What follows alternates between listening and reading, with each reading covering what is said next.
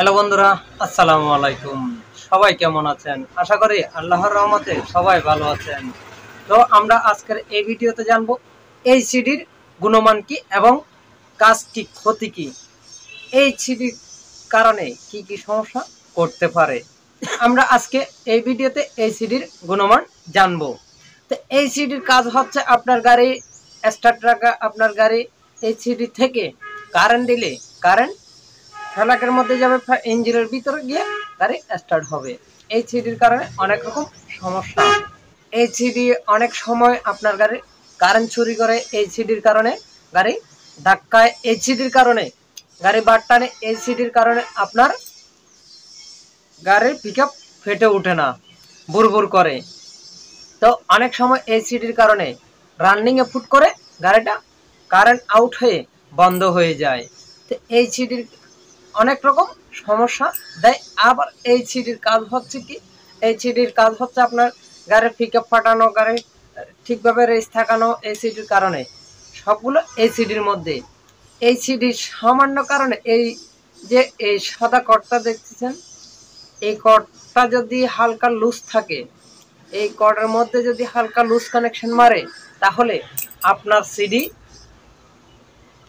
অনেক রকম সমস্যা করবে। আপনার রানিংয়ে ফুট করে কারেন্ট আউট হয়ে যাবে, কারেন্ট চুরি করবে, আবার পিক আপ বুড়বুড়ে রেস থাকবে না, সহজে গাড়ি স্টার্ট হবে না, রানিংয়ে ধাক্কাবে।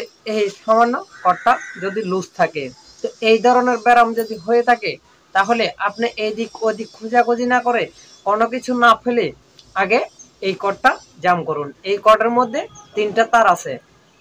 একটা আছে তার লাল সাদা দেখবেন, আর একটা দেখবেন এক কালার তার, মাইট্টা কালার।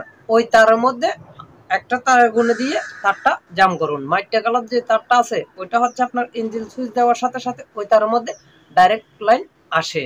ওই লাইনটা না থাকলে আপনার গাড়ি কারেন্ট পাবে না। তো এই সিডির ওই লাইনটা যদি লুজ থাকে, ওই লাইনটা যদি লুজ কানেকশন মারে, তাহলে আপনার এই সিডি কারেন্ট চুরি করবে। তো এই কারেন্ট চুরি করলে তখন এই কর্ডটা আপনারা জাম করে দিন, দেখবেন আর কারেন্ট চুরি করাটা করবে না, আর ওই সমস্যাটা দেখা দিবে না। এই একটা সিডির কারণে আমরা অনেক রকম সমস্যায় পড়ে যাই।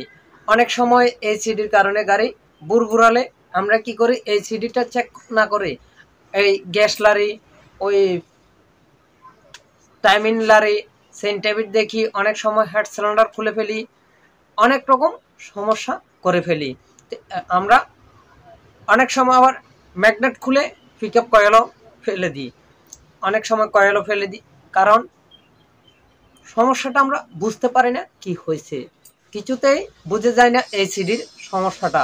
কারণ হচ্ছে এই সিডি আপনার রানিংটা যেরকম করতেছে, অনেক সময় নতুন সিডিও ওই রকম করে থাকে। কারণ অনেক সময় নতুন সিডি আপনার লাগানোর পর দেখা যাচ্ছে কারেন্ট পাচ্ছে না, দেখা যাচ্ছে কারেন্ট পাচ্ছে, স্টার্ট হচ্ছে, কিন্তু পিক আপ ফাটতেছে না। অনেক সময় নতুন সিডি পিক আপও ফাটে, কিন্তু গাড়ি কম টানে, পিক আপটা বার হয়ে থাকে, পিক আপ ক্লিয়ার হয় না এই সিডির কারণে। এই সিডি লাগাতে হলে, এই সিডি যখন নতুন লাগাবেন, ভালো করে সবগুলো চেক করে দেখবেন, না হয় এই সিডির কারণে আপনি অনেক রকম কষ্ট করবেন, অনেক কিছু চেস করে ফেলবেন। এই একটা সিডি যদি ভালো করে চেক না করেন, এই সিডির কারণে এই তো রকম সমস্যা আছে।